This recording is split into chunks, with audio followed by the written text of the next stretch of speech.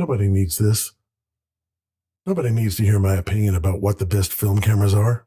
But here it is anyway.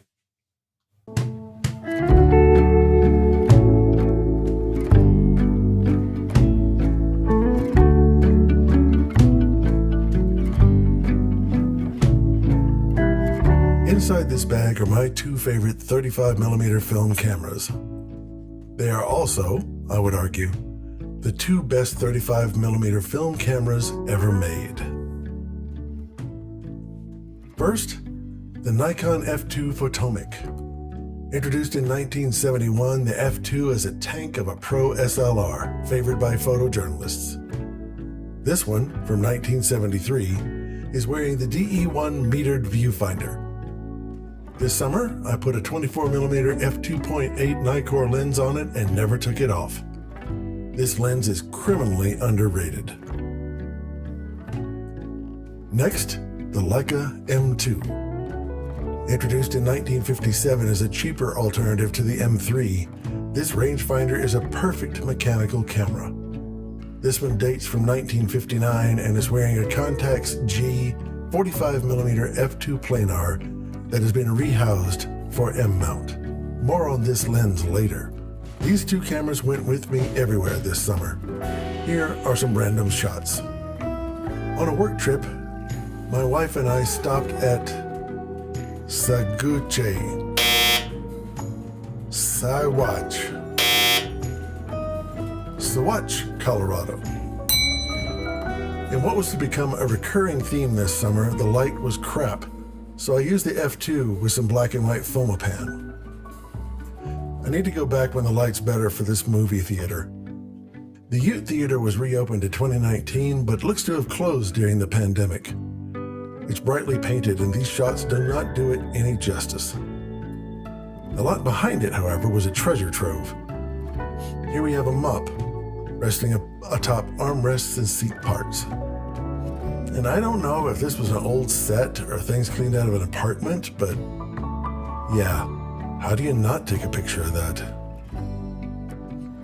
All around town, there were a couple dozen ferry houses. This bar here was my favorite. Definite Jimmy Buffett vibes. We next went to drive the $1 Million Highway. We got into Silverton, Colorado in time for the Silverton train. There were double-headed 282 steam engines on the point that day. And I did get this one good shot of the crew. I was also reminded that the words street legal have a different meaning up here in the mountains. And shortly after this, the bottom dropped out and a thunderstorm fell on us, and we moved along down the road. A little further up the road was the Idorado Mines and Red Mountain Town. All right, I've got to stop here. We have to compare these two shots. They were taken just a few minutes apart. Two different cameras and lenses, I know, but man, the difference. And given that I roll my own Kodak 250D, I paid almost twice as much for this Ultramax shot, and it seems a little muddy by comparison. The 250D shot seems, well, more cinematic. So I guess the cinema film is doing its job. Upshot of this is that I think cheap Kodak film is dead to me. Also, bonus Grainy Days toilet shot. Next we visited Ouray.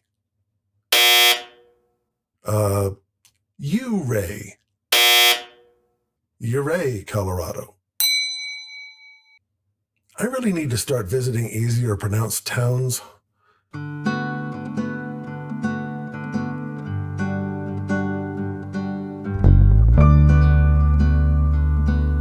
This waterfall is used for an ice climbing contest every year. Get another one of those sports that I really do not get.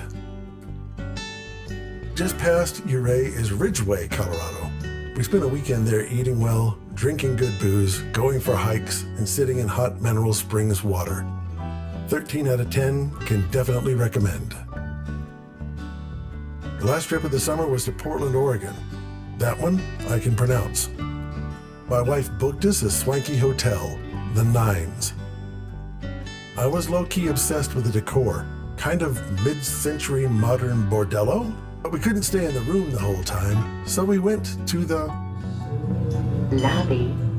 Fueled by an excellent breakfast, we hit a couple of tourist spots. A quick stop to Powell's, and then a walk up to the Rose Garden. We spent a long time here. My wife wandered around gleefully looking at roses and smelling them. I call this huffing nature when she does this. Portrait 160 really came through in this garden. I always shoot it at 100 and develop it normally. I love the colors I got here.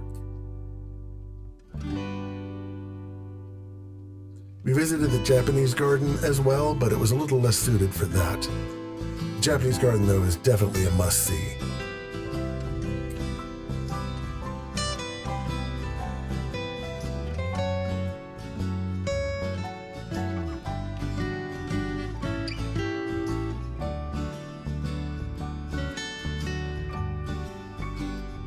The weather was, crap again the next day. And we spent that day doing inside stuff mostly. Visiting restaurants, shops, and here's an exhibit from the Oregon History Museum. Okay, kids, this is a phone, just like an iPhone, except that you can't play videos on it, or surf the internet, or email, because neither of those had been invented when this was a thing. It doesn't take pictures either, or text, or TikTok. But besides that, it's just like an iPhone. Also, boy, I'm old. So that's what I did last summer. I love traveling with these two cameras. They bring me endless joy. They're fantastic to use with as good a result as I can manage to make with them. And why do I think they're the best 35mm film cameras ever made? Well, since they became mine, I haven't wanted another camera ever since.